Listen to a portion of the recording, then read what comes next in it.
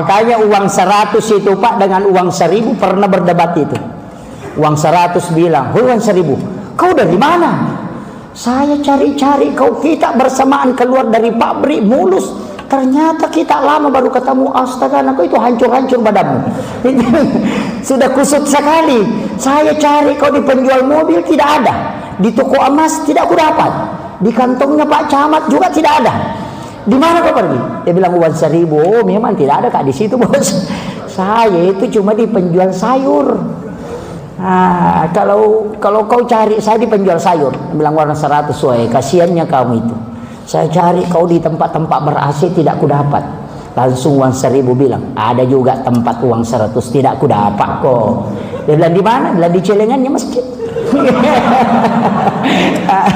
Langsung uang 100 bilang, oh iya ada boka ikut, tapi kalau saya ditarik didorong kembali.